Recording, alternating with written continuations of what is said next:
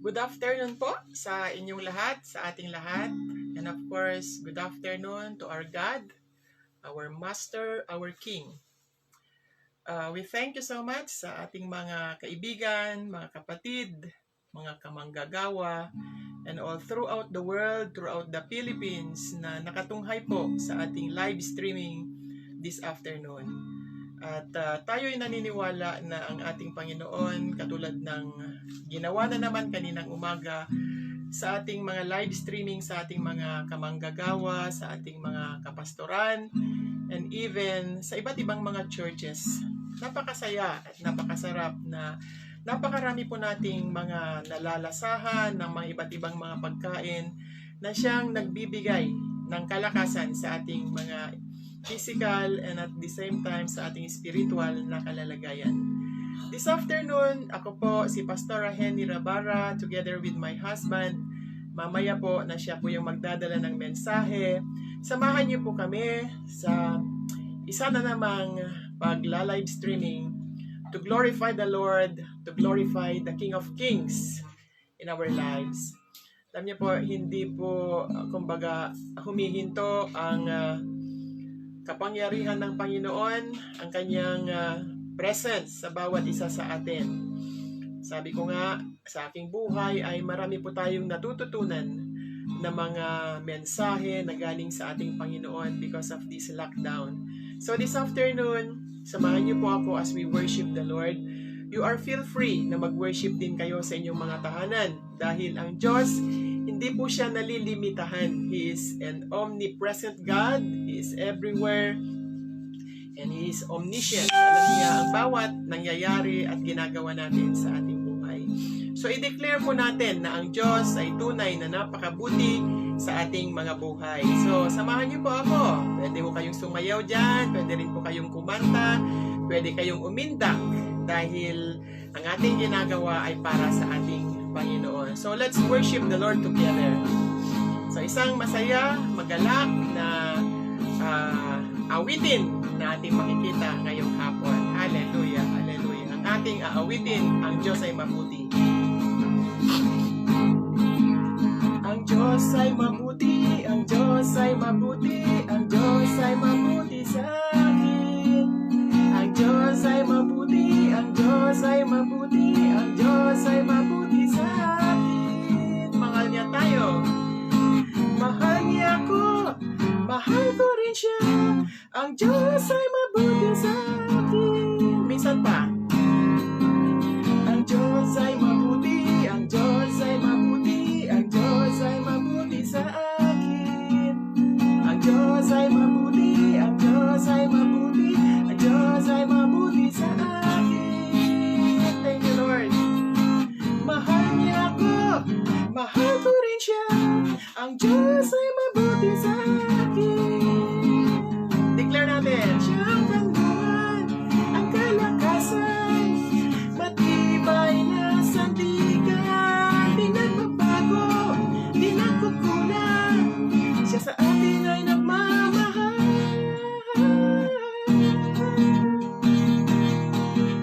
Ang Diyos ay mabuti, ang Diyos ay mabuti, ang Diyos ay mabuti sa akin. Ang Diyos ay mabuti, ang Diyos ay mabuti, ang Diyos ay mabuti sa akin. Mahal niya ako, mahal ko rin siya. Ang Diyos ay mabuti sa akin. Minsan pa, ang Diyos ay mabuti sa atin. Ang Diyos ay mabuti, ang Diyos ay mabuti, ang Diyos ay mabuti sa atin. Ang Diyos ay mabuti, ang Diyos ay mabuti, ang Diyos ay mabuti sa atin. Yes, Lord. Mahal niyo kami, mahal namin kayo. Ang Diyos ay mabuti sa atin. Siya ang kandungan, ang kalakasan, matibay na sandigan.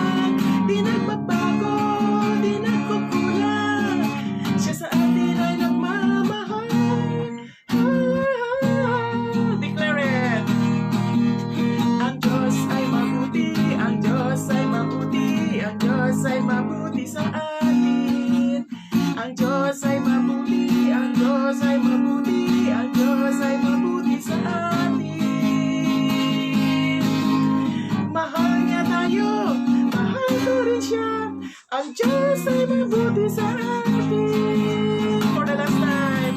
Siya ang kandungan ng kalakasan, matibay na sandigan, di nagbabago, di nagkukulang. Siya sa atin ay nagmamahal.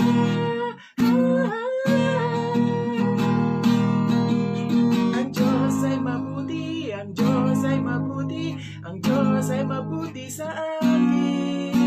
Ang Diyos ay mabuti, ang Diyos ay mabuti, ang Diyos ay mabuti sa akin. Thank you, Lord. Mahal niya ako, mahal ko rin siya. Ang Diyos ay mabuti sa akin. Ang Diyos ay mabuti sa akin. Ang Diyos ay mabuti sa akin. Yes, Father God, salamat po, Panginoon. Yes, God, salamat dahil kayo po ang siyang Diyos na mabuti, tapat at hindi nagbabago. Panginoon, muli awitin po namin ang isang awitin na nagsasabi, kayo ay Diyos na mabuti, Panginoon. Mula noon, O God, hanggang ngayon, di kayo nagbabago, O aming Panginoon. Katapatan mo, Panginoon, O Diyos ay walang hanggan. Dakila ka, Panginoon, magpakailan pa man. Yes, God. We worship you, Holy Spirit. Mula noon hanggang ngayon, di nagbabago ang Panginoon. Katapatan niya'y walang hanggan. Dakila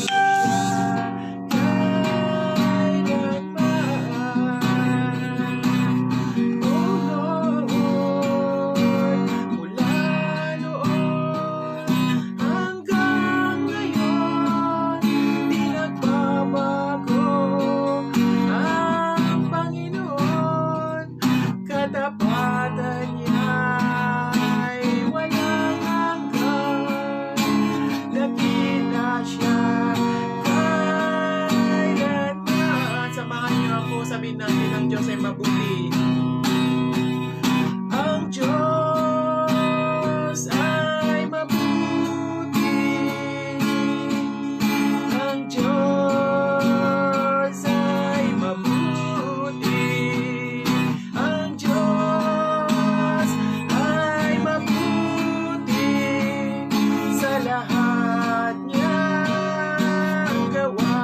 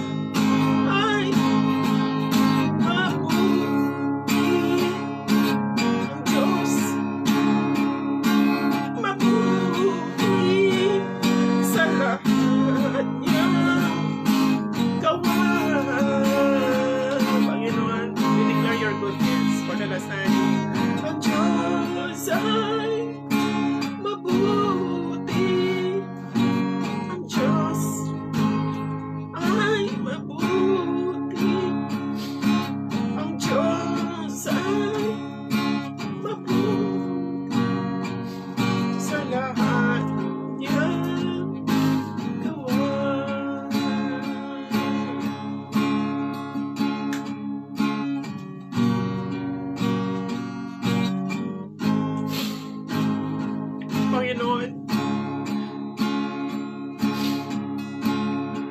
Sadyang napakabuti po ninyo sa buhay po namin.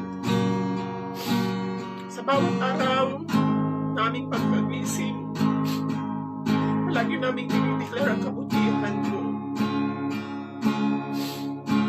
Panginoon, di po nga po ninyo kami iniiwan ni pinapabayaan. Tapat ang iyong mga salita. Tapat ang iyong pangako. Tapat ang iyong mga covenant sa buhay po namin. Napakasarap na damhin, Panginoon, patuloy ang iyong presensya sa aming kalagitnaan. Ikaw ang nagsabi sa iyong mga salita, Panginoon, where 2 or 3 gathered in your name, there you are in the midst of us. Panginoon, kasama ka po namin ngayong hapon. Muli, sariwain po namin ang iyong kabutihan sa buhay namin. Hindi lamang ngayon na may COVID-19, kundi sa aming paglakad magmula pa noon hanggang ngayon. Naging tapat kayo sa buhay po namin, Panginoon. At ngayon na may COVID-19, dito mo pinapatunayan that you are our shelter, you are our fortress, you are our deliverer.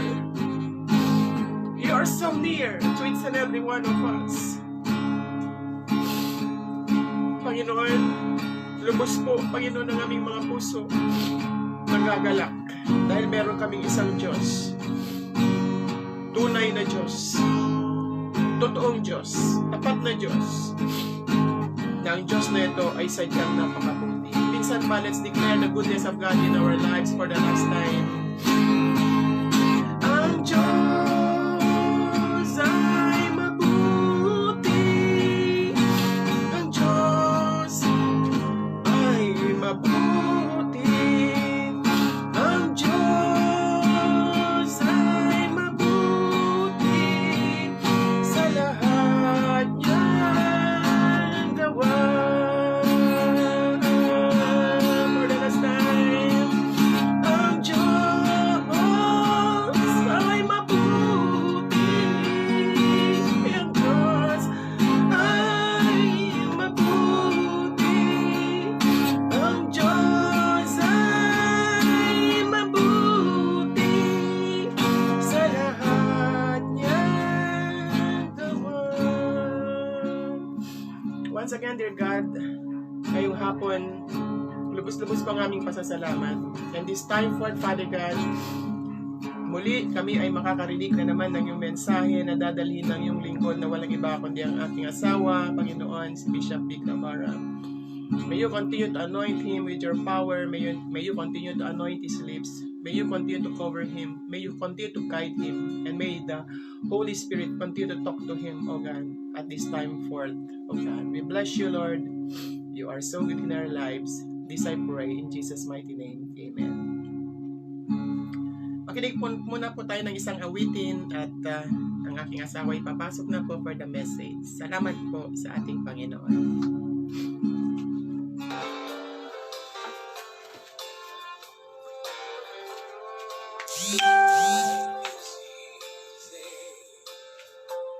When you're up on the mountain, you've got peace of mind like you've never known. Things change when you're down in the valley. Don't lose faith,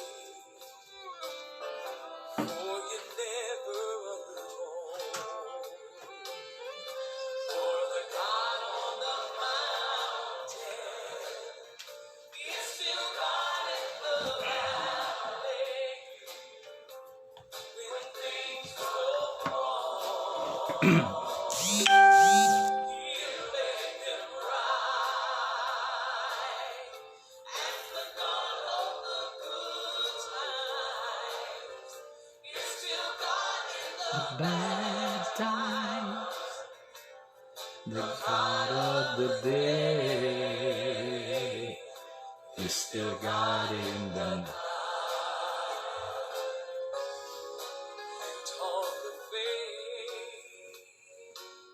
Hallelujah. when you're up on The mountain.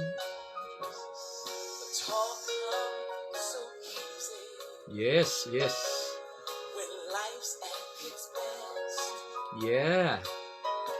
Now it's down in the valley of trials and temptations. Hallelujah. Thank you, Jesus. That's where you'll Thank you, Jesus. Thank you, Jesus. Thank you, Jesus. God of the mountain, He's still God in the valley. When things go wrong,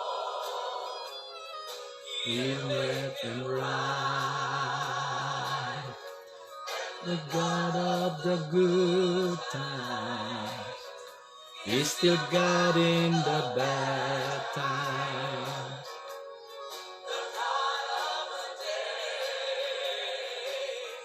He's still God in the night. The God of the day.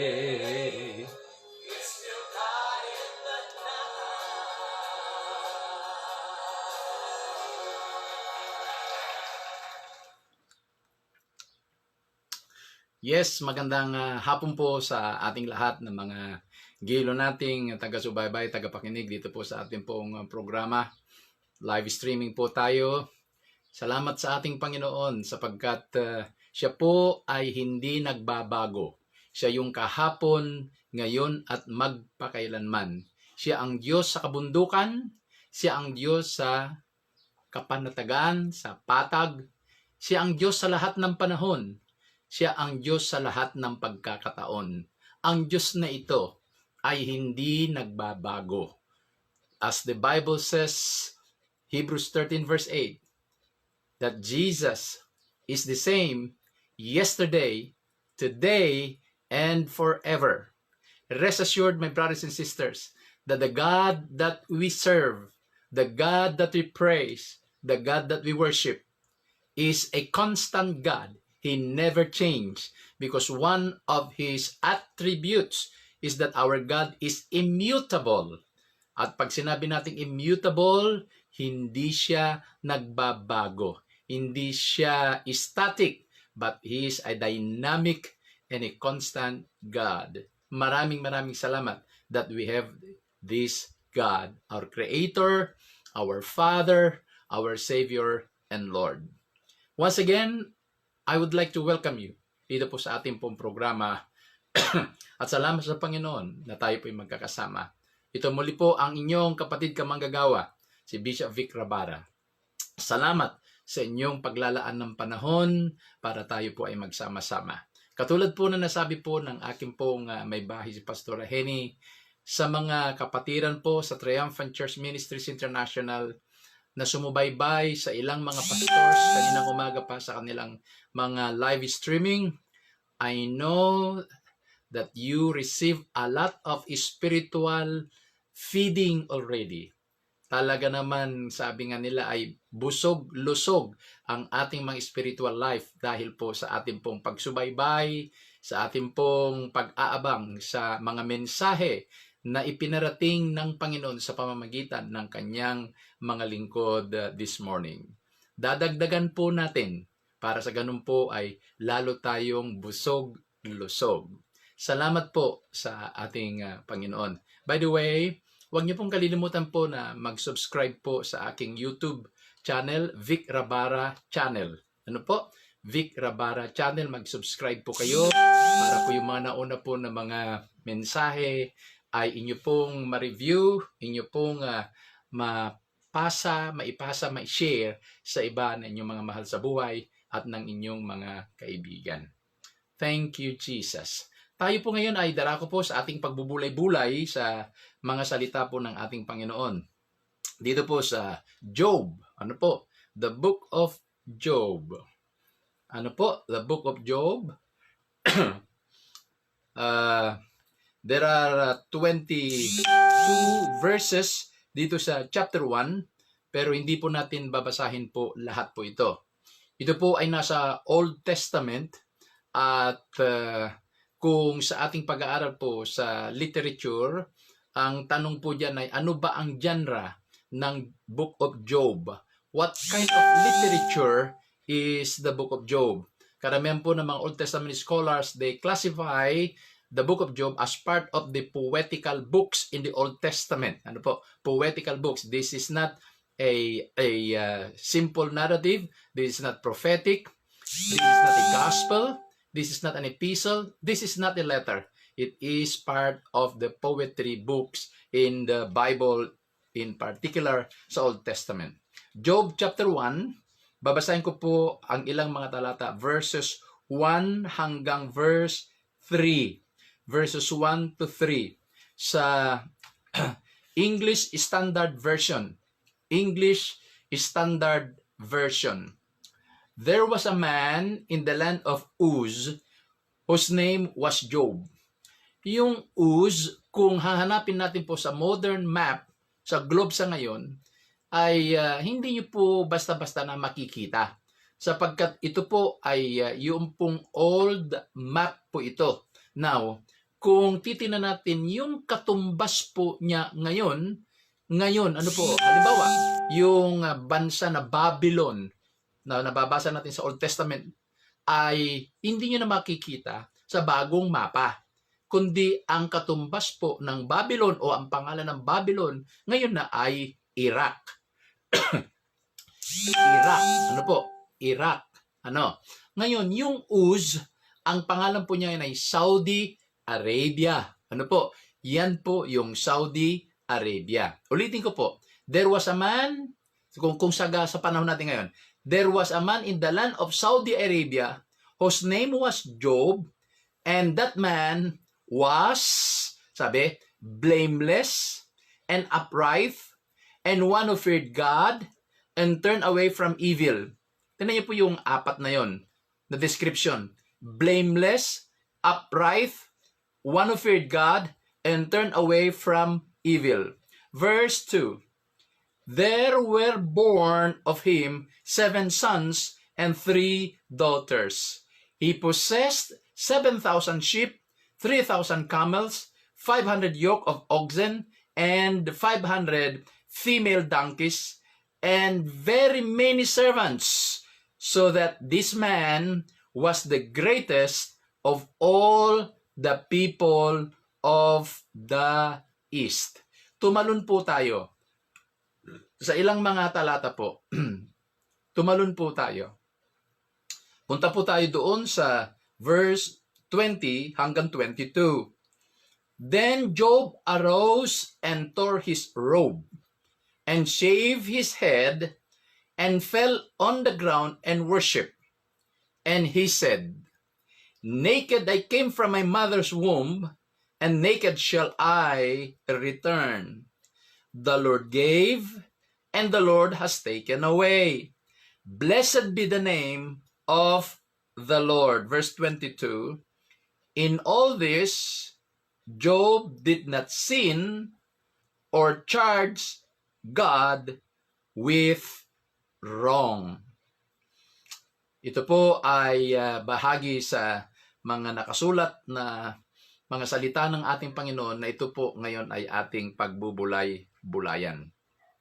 Salamat sa Panginoon. Ito po ang availability po ng book na ito na po pwede po nating tunghayan para sa ating pong pang-araw-araw na buhay Kristiyano, pang-araw-araw na paglilingkod at sa lahat po ng ating mga ginagawa bilang mga Kristiyano. Nais po nating bigyan po ng pamagat ng ating pag-aaral yung learning our lessons in the midst of adversity. Pero kung i-shortcut lang natin po ay lessons in the midst of adversity. Lessons in the midst of adversity. Pag sinabi po nating adversity, something that is painful, something that is desperate, something that is beyond what we can comprehend and we can. Ito po yung mga bagay-bagay na we don't want it to happen. Either on the personal level o doon sa pamilya po natin. Kung kaya nga ang tawag ay adversity because ito yung kabaliktaran ng mga bagay na inaasam natin. Kabaliktaran ng mga bagay na pinapangarap po natin. Pero ano po ba yung mga pupwedeng mga aral na pwede nating matutunan sa panahon na dumarating sa atin ang mga ganitong mga bagay? Ang isang classical example po dito ngayon ay si Job. Ano po? Si Job.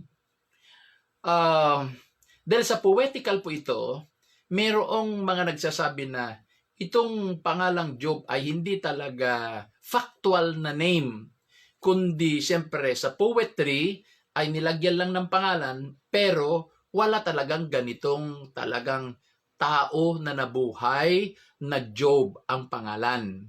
Pero sa kabilang banda, kung ito po ay ating ikukumpara sa iba-ibang libro po sa Bible, halimbawa sa Old Testament, in particular sa New Testament, talaga naman pong kinokot po nila and the New Testament writers, the New Testament writers ay kinot po nila, binanggit po nila ang pangalang Job. And so therefore, siya po ay factual person. Siya po ay real person.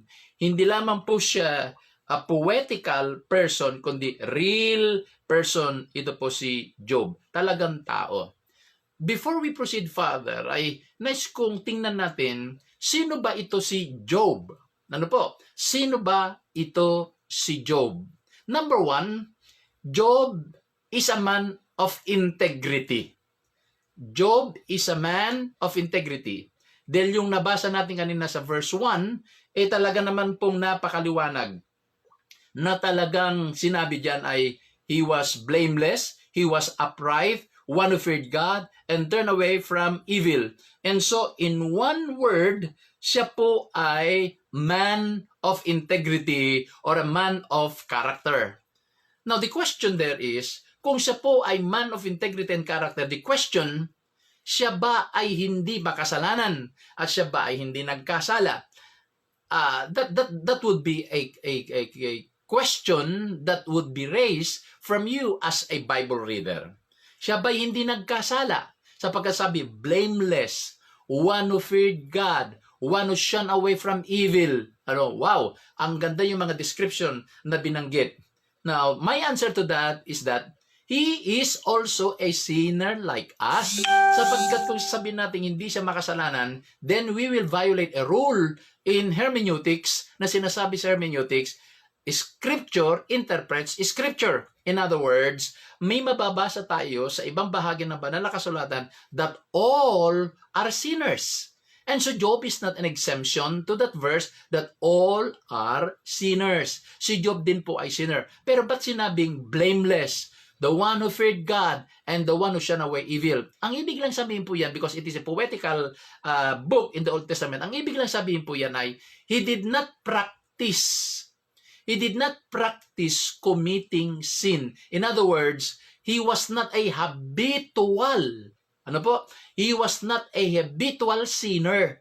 Hindi katulad po natin, hindi katulad ng iba, na sinasadya yung pagkakasala. Na alam na ngang mali, ginagawa pa rin po yan. But in the case of Job, we know that he shunned away from evil. In other words, hindi niya practice yung paggawa ng kasalanan. Hindi niya buhay yung sasamantalahin niya yung biyaya ng ating Panginoon. Yan po ang ibig sabihin na namuhay siya. Sinikap niyang mamuhay sang-ayon doon sa alam niya na panuntunan ng isang maayos na pamumuhay. So Job was a man or is a man of integrity. Number 2, Job is a man of success. Man of success. He's not only a man of integrity, but number 2, a man of success. Bakit? Sa verses 2 and 3, bakit successful siya? Sapagkat napakarami niyang anak. 10. 10 ang kanyang anak. Tapos ang dami niyang mga hayop. Kaninang umaga ay meron akong narinig na kahayupan. Ang dami daw niyang kahayupan. Well, literal, talagang kahayupan dahil marami siyang hayop. Pero pag intindihin din naman natin salitang kahayupan, parang kademonyuhan. Yan ang ibig sabihin. Pero, well, siguro sinabi nila jokingly or kiddingly saying this morning. Pero ang ibig sabihin ay marami siyang mga alagang mga hayop. At binanggit nga po dyan 7,000, 3,000, 500, 500. So Job is not an ordinary person in Saudi Arabia because he is a man of integrity. Number 2 is a man of success. Number 3 po, si Job is a man of prayer. Man of prayer. Siya po ay tao na mapapalaninginin. Dahil po itong kanyang mga anak, talaga naman, dahil marami silang ari-arian, mayaman po sila, kaya po yung mga pagpiging, yung mga party po nila ay talagang maya't maya ay nagpaparty dahil maraming kayamanan. At tiyak po may mga nagagawang hindi maganda sa kanilang pagdiriwang o sa kanilang mga party. At ang ginagawa po ni Job, siya po ay naghahandog sa Panginoon. Siya po ay namamagitan sa Panginoon sa kanila. Siya ay nananalangin sa kanila na yung kanilang mga ginagawang hindi maganda ay talaga naman po ang Panginoon ay magiging mahabagin sa kanyang mga anak. A man of integrity, a man of success, a man of prayer. Number 4, a man of patience. A man of patience. Dahil ang sabi po sa verse 5b, ang sabi niya na yung kanyang paghahandog sa Diyos para sa kanyang mga anak, he did that continually. He did that continually. In other words, hindi lang isang beses, dalawang beses, but continually, in other words, he did that on a regular basis. Regular basis. Ganon kapasensyoso ito si Job sa kanyang mga anak. Ganon siya nagpapasensya. Ganon kahaba ang kanyang pisi sa pag-aalaga sa kanyang mga anak, sa pagmamahal niya sa kanyang mga anak, na sa kabila ng kanilang mga piging, kanilang mga party na marahil ay mga inuman, mayroong mga sayawan, mayroong hindi magagandang nangyayari. And yet here comes Job on a daily basis, continually he offers something to God para doon sa kanyang mga anak. Job is a man of patience. At panguli na nakita ko po dito sa verse 20, Job is a man of worship. Job is a man of worship. Dumating sa kanya ang mga pagsubok. Dumating sa kanya ang adversity. Dumating sa kanya ang mga challenges sa buhay. Matindi talaga. Dumating sa kanya yung matitinding dagok ng buhay. Kung tayo man po ay dumadaan sa mga pagsubok, adversity sa buhay, try to count on Job and understand the life of Job, understand his experiences. Put your feet on the shoes of Job at makikita nyo marahil at the end of your study on the life of Job, sasabihin mong itong aking adversity, itong aking kinalalagyan ay wala sa kalingkingan ng karanasan ni Job. In other words, my brothers and sisters, ito si Job po'y dumaan sa matinding dagok sa buhay. Nawala ang kanyang mga anak, nawala ang kanyang mga ari-arian, antindi, at ang naiwan na lang ay sila na lamang pong mag-asawa. Nawala ng kanyang kayamanan, nawala ang kanyang ari-arian, nagkaroon pa siya ng sakit sa kanyang katawan, nagkaroon siya ng iba-iba, mga pigsa, mga bukol, sa kanyang buong katawan, to the point na sinabi ng kanyang asawa, si Mrs. Job, ba't hindi mo pa sumpain ang Diyos at mamatay ka na? Ano ha? Ba't hindi mo pa sumpain ang Diyos at mamatay ka na? Pero walang reaction si Job, hindi niya pinatulan si Mrs. Job na pinatulan in sense na oo nga no, kundi meron siyang tamang mga perspektibo sa buhay. At ito si Job po ay kitang-kita po natin kung paano yung kanyang right disposition sa kanyang mga sarili. Kung kaya nga dyan sa verse 20, pagkatapos na dumaan siya o nung dumaan siya ng ganito, makita nyo pa rin po dyan na talaga naman pong yung kanyang buhay talagang matindi. Talagang kanyang pinunit ang kanyang damit, siya ay nagpakalbo, siya ay naglagay ng mga abo sa kanyang katawan, at siya ay sumamba sa ating Panginoon. At sinabi niya, ang Diyos ang nagbibigay ng buhay at ng kung ano-ano pang mga kayamanan o ari-arian, siya din ang magkukuha o kukuha ng buhay at kung ano man ang ibinigay niya. At sabi niya, purihin ang Panginoon, luwalhatiin ang ating Panginoon. At ang sabi sa verse 20, doon sa pababa, 22, makikita natin na hindi niya sinisi ang Diyos. Hindi niya sinisi ang Diyos. I like that. Hindi niya sinisi ang Diyos sa kanyang karanasan. Now the question is, why did Job go through this kind of suffering or this kind of adversity? Ang aking sagot po dyan mga kapatid ay, I don't know. I don't know. Hindi ko alam, sapagkat wala naman binanggit sa banal na kasulatan na ganito, kaya, ayan, wala tayong mababasa dyan. Ano po? Magaling na masyado ang isang Bible interpreter kung masagot niya bakit. Ano po? Sapat po ang atin na ang ating dapat na makita dyan ano yung mga lessons, ano yung mga aral na dapat po nating makita sa buhay ni Job na ito yung dapat nating matutunan sa pang-araw-araw na buhay. So we don't know why it happened to Job. Ang pwede lamang po ay, kumbaga sa what lesson or lessons that we can learn para po sa panahon po natin sa ngayon. Kaya ito po ang nais ko pong pag-usapan po natin. At nawa po ay handa po ang bawat isa na tingnan po natin itong mga nakasulat po dito. In particular na po sa verses 20 hanggang verse 22. Doon po tayo. At kitang-kita naman po natin na ito si Job po ay dumaan sa matinding pagsubok. Dumaan sa matinding pagsubok. Hindi ko nababasahin po yung mga 4 hanggang 12 dahil medyo mahaba-haba po yun. Alam po natin na nawala ang kanyang mga kayamanan, nawala yung kanyang mga hayop, namatay ang kanyang mga anak, nagkaroon siya ng mga bukol, nagkaroon siya ng mga sugat sa katawan, nagkaroon siya ng mga pigsa sa katawan, iba-ibang klase na dumapo sa kanya, sila na lang mag-asawa ang naiwan. Hindi ko na po elaborate pa kung paano nangyari, na yung mga kanyang mga katulong, nag-report sa kanya, namatay, ganito, yung mga ganito. Hindi na po. Kayo na lang po ang babasa niyan. Ano po? Para meron po kayong bahagi naman sa pagkaunawa po dito sa Book of Job.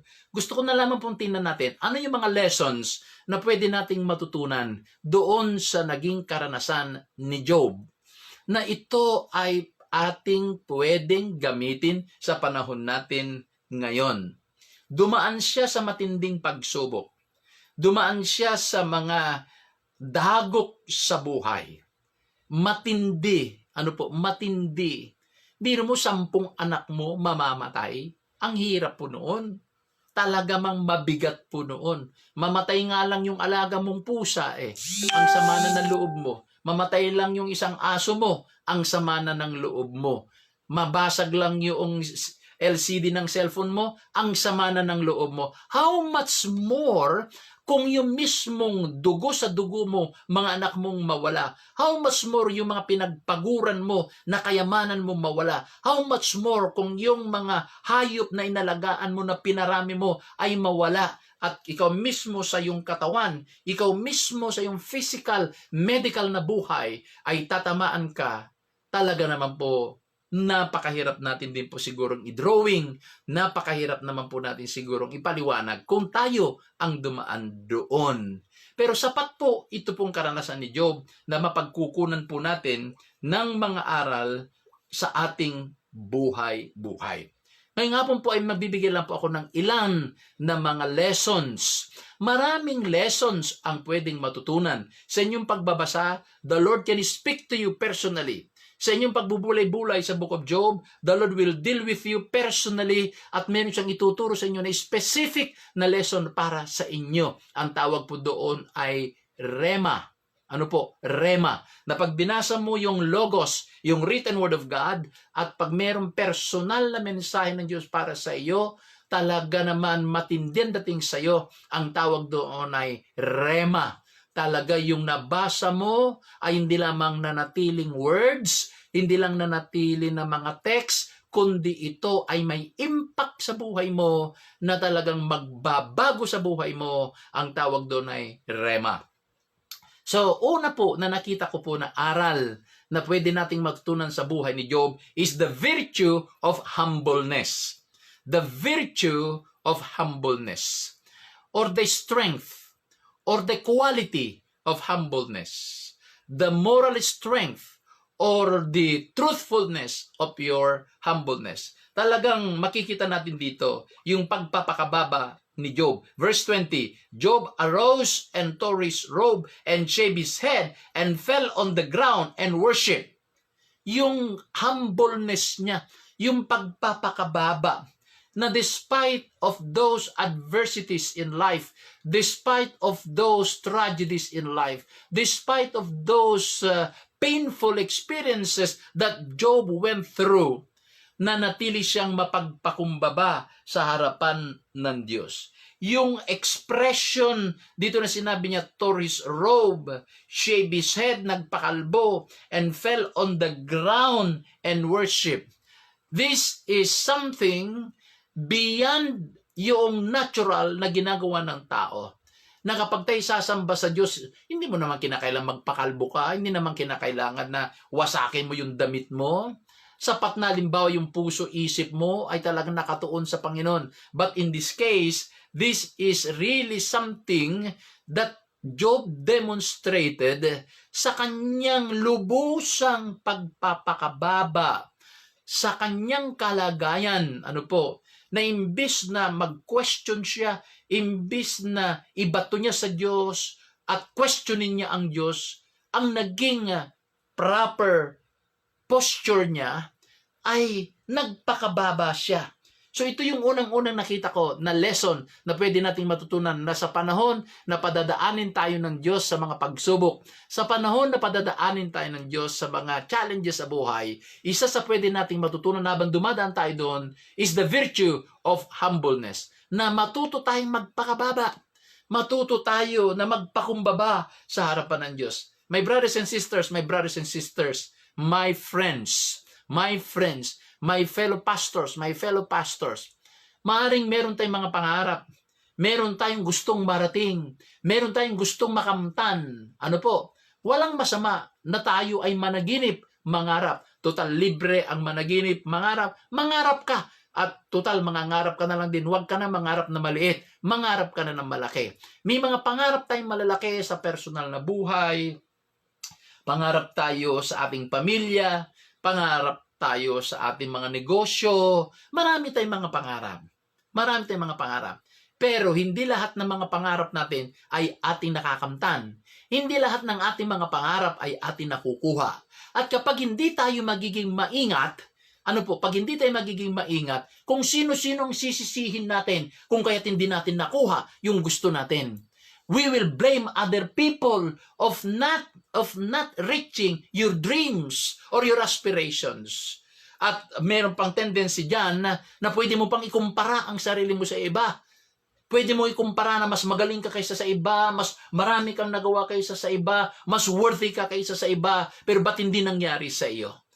Merong possibility na ganyan ang mangyayari when our posture, when our heart is not right before the Lord. Pero in the case of Job, kitang-kita po natin dito, hindi siya nag-complain, hindi siya nag-murmur, kundi siya po ay nag-display, nag-manifest ng isang magandang isip at puso, at ito po yung pagpapakababa sa harapan ng ating Panginoon. Mayroong nagsabi, we can ask question from God, but we can never question God. Let me repeat that quotation. We can ask questions from God, but we can never question God. Pwede tayong magtanong kung anong gusto nating tanungin sa Diyos, pero hindi natin pwedeng tanungin ba't ganun ang ginagawa ng Diyos. Because He is God. He is sovereign. And because He is sovereign, He knows the past, the present, and the future. And let me tell you, my brother, my sister, my fellow minister, pag hindi man nangyari yung pangarap mo, hindi mo man nakuha yung gusto mo, hindi mo man nakuha yung pinapangarap mo, isipin mo, merong Diyos na sovereign na alam niya na hindi talaga para sa iyo. At the best that you can do is to display the spirit of humbleness, the spirit of humility before God, at tanggapin mo that God is wise, and because God is wise, He can never commit mistake. He can never commit any error or sin because God is perfect. Yan po yung dapat nating makita na unang-unang matutunan po natin dito po sa karanasan ni Job. The virtue of humbleness. Pangalawa po, na nakita ko dito is the virtue of faithfulness. The virtue of faithfulness. Biro nyo sa kanyang dinaanan, namatay ang kanyang mga anak, nawala ang kanyang mga hayop, nagkaroon siya ng mga sakit, bukol, nagkaroon siya ng mga pigsa sa buong kanyang katawan. Parang siguro ini-imagine mo nagnanana na yung kanyang buong katawan. Pero po hindi siya nag-complain, hindi siya nag-murmur, at nanatili siyang matapat doon sa kanyang Panginoon. Kaya tama doon sa verse 1 na description, ano po, he was blameless, the one who feared God, at yung sinabi niya, he shunned from evil. Wow! What a description sa buhay po ni Job. Kung kaya nga't i-display ni Job yung kanyang katapatan na sa kabila na ganitong nangyari sa kanyang pamilya, sa kanyang mga ari-arian, sa kanyang katawan, kitang-kita natin na natili siyang matapat sa Diyos na kanyang sinamba. Matapat siya sa kanyang pananampalataya. Nanatili siya sa kanyang pananampalataya. He did not question God, but rather, he displayed the attitude of humility, humbleness. He displayed that commitment or faithfulness to the Lord. At kitang-kita po natin ang kanyang buhay ay nakafocus sa ating Panginoon. To the point na sinabi ng misis niya, sumpain mo na ang Diyos at mamatay ka na. Ano kaya mga kapatid kung meron kang ganyang asawa? Ang hirap siguro na si Mrs. o si Mr. habang nakikita kanya na ganito, nalugin negosyo mo, nagkabangga-bangga sa sasakyan mo, hindi mo na mabayaran sa kasa yung sasakyan mo, maraming problema, talaga naman yung sweldo mo, hindi mo pa nakukuha, ubus na, napunta na sa Bombay, and so on and so forth. Tapos sasabihan ka na Mr. mo o Mrs. mo, wala pala Wala palang silbi yung pa-praise the Lord mo Wala palang kwenta yung pagiging born again mo Umalis na tayo dyan. Wala pala, hindi pala totoo Yan. Kung ganyan kaya ang Mr. mo o Mrs. mo, ano kaya ang iyong magiging pakiramdam?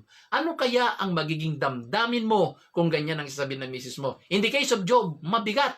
Sumpain mo na ang Diyos at mamatay ka na. Now, the question there is, grabe. Yun kaya talaga ang ibig sabihin ni Mrs. Job na sumpain mo na ang Diyos at mamatay ka na? Literal kaya na yun ang ibig sabihin ni Mrs. Job? Or because this is a poetical book, kaya nailagay na ganong mga sentence ng pangungusap? At meron po akong nabasa na isang libro, ang sabi niya, para maintindihan nyo si Mrs. Job, sabi niya, ilagay nyo ang iyong mga paa sa kanyang panyapak, sa kanyang sapatos. Kung halimbawa ikaw si Mrs. Job, nakikita mo ang iyong asawa na naghihirap. Hindi lamang sa paghihirap na nawalan na kayo ng mga anak. Naghihirap sapagkat nagkawala na yung mga hayop ninyo at nakikita mo yung physical, medical na condition ng asawa mo. Hindi ka kaya maawa sa asawa mo? Hindi ka kaya magkaroon ng damdamin na naaawa ka na ang ibig mo na lang sanang sabihin ay mas mainam pa ng asawa ko ay kunin na lang ng Panginoon para hindi ko na siya makitang naghihirap siya. Mas mabuti pa na matapos na ang kanyang paghihirap at sana kunin na lang siya ni Lord. Siya na ay kukunin, siya na ay mamamatay. Kaysa nakikita ko araw-araw na nagdadalamhati, nahihirapan ang kanyang katawan, nahihirapan sa kanyang karamdaman. Tiyak ganun ang ibig sabihin ni Mrs. Job. Na mas mainam pa kay Mrs. Job na makita na lang ang asawa niya ay kunin na lang ng Panginoon para hindi na magpapatuloy sa kanyang karamdaman, sa kanyang nararamdaman. Hindi dahilan sa susumpain niya ang Diyos in the negative way. Poetical po kasi ito na libro. So my brothers and sisters, we need to understand the situation of Mrs. Job being the wife of Mr. Job. Ano po? So, sa kabila nito, talaga naman nanatiling faithful si Job. Ito yung pangalawa na lesson na matutunan natin. Number 1 is the virtue of... Number 1, ano po yun? Review lang po, ano po yun? Number 1, the virtue of... Ano po? Number 1? Ayun, the virtue of humbleness. Number 2, the virtue of... Ano po yung number 2 po? Faithfulness. Manatili tayong matapat sa gitna ng adversities in life. Number 3 po, imbis na magmukmok si Job, siya po ay merong puso na nakikipag-commune sa ating Panginoon. Meron siyang damdamin, meron siyang isip na talagang nakikipag-usap. Sa kabila ng ganun ang nangyari sa kanyang mga anak, siya ay nag-aalay. At siyempre pag mag-aalay siya, nagsasalita siya sa Panginoon. At noon din po doon sa talata na ating binasa po sa verse 20, talagang sabi niya, naked I came from my mother's womb, and naked shall I return. The Lord gave, and the Lord has taken away. So nagsasalita siya. Nagsasalita si Job. Blessed be the name of the Lord. Talaga naman po, ang ganda yung kanyang puso, ang ganda yung kanyang actuations, ang ganda ng kanyang disposition sa kanyang buhay. Number 3 is the virtue of prayerfulness. The virtue of prayerfulness. Si Job po ay mapapanalanginin. Si Job po ay talagang mayroong constant communion with the Father, with God. Kung kaya nga't yun ang nagpanatili sa kanyang tamang positioning, tamang posture, tamang disposition sa kanyang sarili, despite of the experiences, despite of the adversities na kanyang dinaanan at dinaraanan. At alam nyo naman po, hanggang sa chapter 40, makikita nyo, dumating ang kanyang mga kaibigan na kunwari magpapayo sa kanya, pero lalo naman siyang ikinukondem. Ano po, hanggang sa bandang dulo po ay ang Panginoon na mismo ang kausap po niya. At all throughout, yung pong mga palitan po ng kanilang mga salita, ano po, talaga itong kanyang mga kaibigan na mga counselors naman na nang kukondem sa kanya, ano po, ginajudge po siya. Alam mo ito lang, malayo po ako ng konti. Mga minamahal mga kapatid, mag-ingat tayo sa mga inaakala natin, tagapayo natin. Baka mamaya po yung mga tagapayo natin, sila pa yung nang kukondem sa atin. Sila pa yung nag-judge sa atin. Ano po, mag-ingat tayo. At kung meron mga ganyan, run away from them. Huwag kayong dumikit sa mga tao na hindi po biblical ang kanilang payo. Run away from them. Don't associate yourselves with people na ang kanila namang sinasabi ay salungat sa banal na kasulatan. Nasalungat sa prinsipyo ng Biblia. Look for people who love the Lord. Look for people who love the Word of God. Look for the people who are prayerful. At doon tayo humingi ng mga payo at tiyak, gagabayan ka ng tama sapagkat tama ang kanyang puso at kanyang isip. Now, bigyan ko kayo ng halimbawa. Huwag kayong magdidikit sa mga taong mayroong inner pain. Huwag kayong didikit sa mga may unresolved pain sa kanilang puso at isip. Sapagkat yung mga taong may unresolved pain sa kanilang puso, unresolved hurt sa kanilang puso, the tendency is hurting people, hurt other people. Yan ang tatandaan ninyo. Hurting people, hurt other people. Kaya yung mga hurting people, pag nilapitan mo for counsel, kung ano-ano lumalabas sa bibig, bakit? Kasi yun ang nasa puso. Kaya magiging maingat po tayo. Going back to the text, ito po si Job is a man of prayer. Talaga naman po mapapanalanginin po ito si Job. At gustong-gusto ko po ito, na sa kabila ng ganong nangyari, matinding pangyayari sa kanilang buhay, na natili si Job sa tamang pananaw sa buhay. Dahil yung kanyang pakikipag-ugnayan, yung kanyang communion, yung kanyang pakikipag-usap, yung kanyang pakikipagniig sa Diyos ay naalagaan po niya. Kung kaya nga dahil sa naalagaan niya, naalagaan yung disposisyon niya sa buhay para magpasya siya ng tama, magkaroon siya ng ugali ng tama, kumilos po siya ng tama. Brothers and sisters, prayer is very important. Ito po yung pang-apat na nakita ko, na panghuli, na nais ko pong i-share po sa inyo, na natutunan ko dito po sa buhay ni Job. At ito po yung sinabi niya, naked. Sabi niya, naked. I came from my mother's womb. Naked shall I return. Naked, sa Tagalog ay, hubad akong ipinanganak, hubad din akong mamamatay. In other words, anuman ang kayamanan, anuman yung mga naging success ko sa buhay, yun ay mawawala din sapagkat pag ako'y mamatay, hubad din akong mamamatay. In other words, wala din akong makukuha, wala din akong matatangay, wala din akong madadala pag ako ay mamatay. Ano po? So ito po ang pang-apat na lesson na natutunan ko is not only the virtue of humbleness, the virtue of faithfulness, the virtue of prayerfulness, number 4, the virtue of openness. The virtue of openness. In other words, may mga pangarap tayo. Meron tayong gusto marating. However, ipagkatiwala natin sa ating Panginoon kung anong nais niya. We have to be open to His wisdom. We have to be open to His will. And we have to be open to His ways. Sapagkat siya yung Diyos.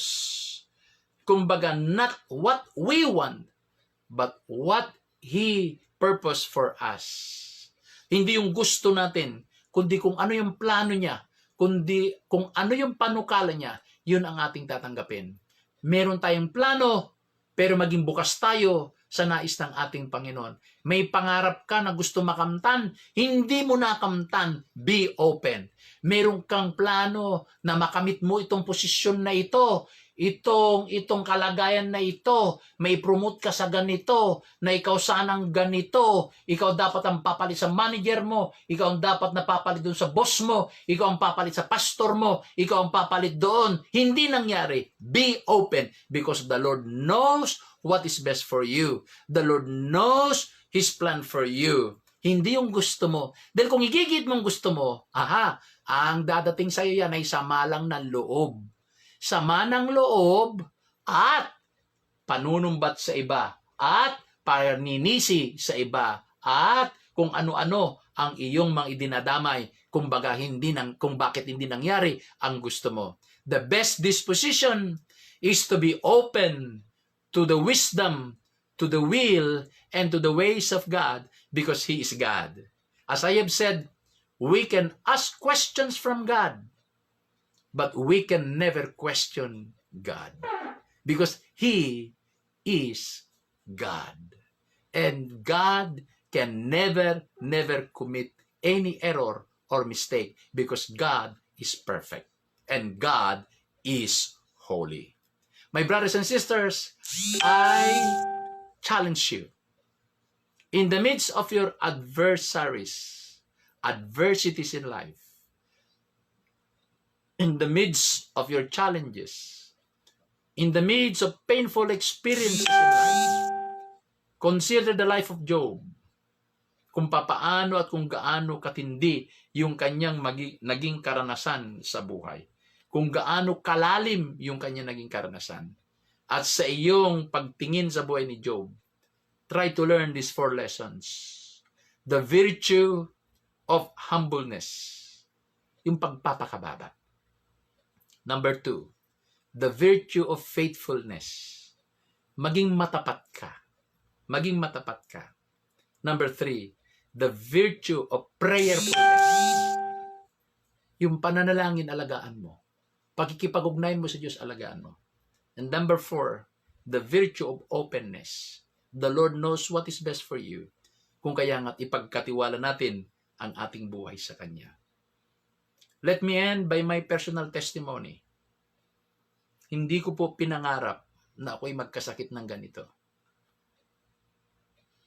Hindi ko malang inisip na hahantong ako sa ganito. Sa inyo na mga kaibigan ko na malalapit sa akin, alam ninyo that I am an athletic person. I run, I jog, I play tennis. I love biking. Meron akong 4 na bisikleta. Hindi ko akalain na sa kabila ng aking pagiging athletic, ay dadating ako sa ganitong kalagayan na masira ang aking kidneys.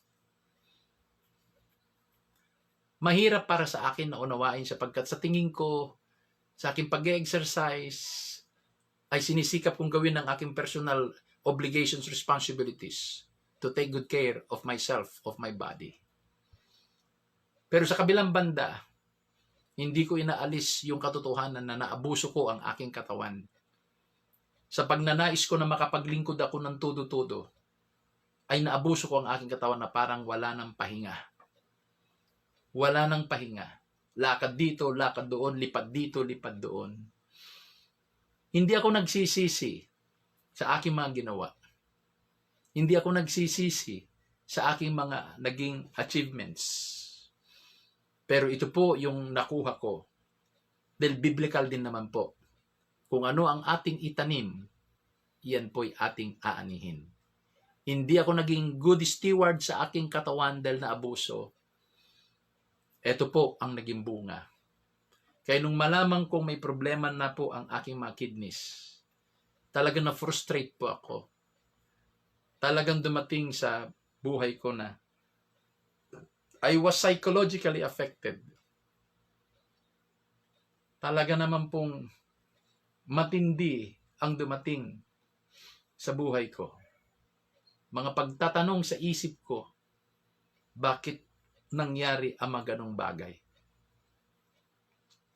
To the point na I consulted a psychiatrist upon the advice also of one of my relatives na doctor. Sabi niya, why don't you visit a psychiatrist? So my wife and I visited a psychiatrist. At salamat sa Panginoon dahil sabi ng mga psychiatrist, Bishop, you are on the right track. You are on the right direction. At ako'y natuwa. Dahil iniisip ko baka wala na ako sa tamang wisyo, tamang pag-iisip o tamang direksyon. At salamat sa ating Panginoon. Hanggang sa dumating na po yung punto na sinabihan ako ng aking nephrologist, doctor sa kidney, na mag-undergo ako ng dialysis. Nung una, nandun po yung denial. Nandun yung denial. Nandun yung rejection dun sa kanyang sinabi na go through dialysis sessions. At hindi kami kaagad sumunod doon sa kanyang medical advice because as a Christian, we were expecting that God can miraculously heal me. Kaya sabi namin sa doktora at sa doctor, sa aking nephrologist na bigyan muna ng ilang mga panahon to consider some options. Pumayag naman po yung aking nephrologist. Pero tuwing ako'y magpapacheck ng aking creatinine level, tumataas na tumataas na tumataas. At sabi ko, talagang yung aking mga kidneys talagang affected na talaga. Hindi na makapag-function normally. Hanggang sa dumating na po yung time na personally with my wife ay nakumbinsin na po ako that I have to submit myself for a dialysis treatment. Kaya pagdating po ng April 1, April 2, gabi na po noon, nilagyan na po nila ako ng emergency access dito po sa aking liig. Kinaumagahan, April 2, yun na po yung unang first dialysis ko po sa Philippine Heart Center. And then April 5, hindi ko makalimutan dahil birthday ko po noon, nilagyan na po ako ng fistula sa aking mga kamay. Pinagdugtong ang dalawang ugat, ang maliit na ugat at malaking ugat. Sa English ay vein at saka yung artery. At it took me mga about 3 months na ayusin po yung yung fistula. hanggang sa maayos na po, tinanggal na po dito sa akin liig po yung IJ, yung emergency access ko po, at dito na po sa aking mga kamay, pinapadaan po yung paglilinis ng aking mga dugo. For me po, napakalaking question sa akin, at ang hirap kong intindihin ang mga pangyayari ng time na yon. But I never question God. I never question His purpose. Sarili ko lang ang aking inaano na. Hindi ako naging mabuting katiwala. Kaya ito inani ko yung mga bagay-bagay na itinanim ko. Pero salamat sa ating Panginoon because He has His wisdom. He has His ways. He has His will working in my life. Kaya sinabmit ko sarili ko. And thank God, nung April 2 this year, ay nakaisang taon na po ako na nagda-dialysis. At isa sa nakita ko po na blessing in disguise, itong karanasan ko, is that I'm able to minister to the nurses, I'm able to minister to my fellow dialysis patients sa heart center, at yung po mga alalay na mga pasyente. I'm able to share the gospel to them. And thanks be to God. Noong December po, ako at ang misis ko si Pastora Henny, ay nagbigay po kami ng konting mga regalo sa mga nurses, sa mga technicians doon po sa heart center, sa dialysis section. Bigay po kami ng small items at isa sa kasama po doon sa pack na binigay po namin ay New Testament. At salamat sa Panginoon na ang buhay sa anumang sitwasyon ay pwedeng gamitin ng ating Panginoon. Ang mahalaga, yung apat na yun ay tamang disposition natin. Yung ating humbleness, yung ating faithfulness, yung ating prayerfulness, at yung ating openness ay manatili sa atin yan. Ma-enjoy natin ang buhay despite of adversities in life. We will enjoy the good life that God has given us. Basta tama yung disposition doon sa mga lesson na dapat nating matutunan ay bigyan nating halaga. Bigyan nating pansin. Kaya tama yung pinatugtog ko sa umpisa. Na ang Diyos natin ay Diyos ng kabundukan, Diyos doon sa kapatagan, Diyos sa lahat ng panahon, Diyos sa lahat ng pagkakataon. At ang Diyos na ito ay hindi nagbabago. That's why, my brothers and sisters, I challenge you to remain in your faith. I challenge you. At kung meron man kayong pinagdadaanan na matitinding mga adversities in life, marami kayong dinadaanan ng frustrating moments in your life, painful and hurting experiences in life. Look at Job. Look at Job. Learn from him. Learn from his experiences. At makikita nyo how God has brought him to the next level. At makikita natin bago matapos ang libro, ibinalik ng Panginoon double yung kanyang manak, double ang kanilang kayamanan. Praise be to God. Ano po? God is not yet through. God is not yet finished sa iyong kalagayan. Dumadaan ka sa ganyang frustrating, hurting, painful moments at dumadaan ka sa mga adversities in life. God is not yet through. God is working.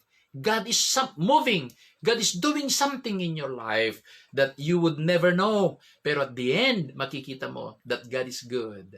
That God is doing something great for you, for His glory, and for your testimony. Yun ang lagi kong sinasabi before I pray in the evening bago ako matulog. Lord, Panginoon ng aking kalagayan, this is for your glory and for my testimony as a Christian. That's why, Lord, I continue to submit myself to you. I continue to declare myself to you. I continue, Lord, to offer and dedicate my life to you for your glory and for my testimony. Yun ang madalas kong aking panalangin bago ako matulog. At pag umaga, sinasabi ko, Lord, I am strong, I am healthy, and I am blessed. I'm strong, I am healthy, and I am blessed. Declaration ko po yan para sa ganun po ay manatili na tamang disposition sa aking buhay. In the midst of our adversity, in the midst of our painful experiences, apat na bagay na natutunan natin sa buhay ni Job. The virtue of humbleness, the virtue of faithfulness, the virtue of prayerfulness, and the virtue of openness. May the Lord bless your heart. May the Lord bless your life, personal life, and your family life.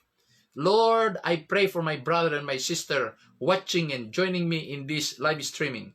Panginoon, na anuman ang dinadaanan po niya, oh God, may your goodness to be upon him, to be upon her, to be upon his family, upon her family, in the name of Jesus. Oh God, I decree and declare that in the midst of adversity, in the midst of these challenges na dinadaanan ng aking mga kapatid, Lord God, ng aming focus ay matuto kami sa magagandang mga lessons na ituturo niyo sa amin. Oh God, that we will trust you in the process na kami po'y doon pinapadaan. We will trust your heart sa proseso na doon mo kami idinadaan, na doon mo kami dinadala. Because in the end, katulad sinabi ni Job, we will come out like gold, refined gold. Panginoon, salamat po sa iyo. Dahil alam po namin, you can never commit mistake and you will never commit mistake because you are God, you are perfect, and you are holy. Panginoon, salamat po sa iyo. Kaya turuan nyo kami, Panginoon, na patuloy po na mag-focus lamang sa iyo. In the midst of adversities, in the midst of anxieties, in the midst of challenges, Lord, frustrating, hurting, painful moments in our lives, matuto kami, Panginoon, na mag-focus sa iyo at matutunan namin ang mga bagay na dapat naming matutunan for your glory and for our testimony. Oh, salamat sa iyo, Panginoon, dahil alam po namin that you are among us, that you are with us, and Lord, in the mighty name of Jesus, you can never commit mistake. That's why, Lord God, I decree and declare, Lord, I decree and declare that the goodness of God, that the shalom of God to be upon my brothers and sisters, yung mga kapatiran ko pa sa Triumphant Church Ministries International. Lord, may you continue, Lord God, may you continue to work in their lives. May you continue, Lord God, to do something great in their lives, in the midst of their adversity, in the name of Jesus. I declare to them, your goodness. I declare to them, O God, the shalom of our Father, of our God, and our Lord sa buhay po ng aking mga kapatid. Sa aking mga kaibigan dito po sa FB, O God, the fullness of joy, the fullness of your blessings ay makamtan ng aking mga kapatid, aking mga kamanggagawa, aking kapwa mga ministro, Panginoon, sa iyong ubasaan. Salamat po, Ama. Salamat po, Ama. Salamat po, Ama. Salamat po, Ama. Salamat po, Ama. Lord, katulad ni Job, Panginoon, anuman yung nawala, anuman yung ninakaw ni Satanas, Panginoon, in the end, Lord God, double portion of your blessing shall be ours in the name of Jesus. O God, 100-fold ay may babalik dahil ikaw ay mabuti, Panginoon. Salamat, Ama. Salamat, Ama. Salamat, O Diyos. Salamat. Lord, salamat sa mga kapatid ko. Salamat sa mga kaibigan ko na nakiisa dito po sa FB. Thank you for the word. Thank you for the message, Lord, naming natanggap.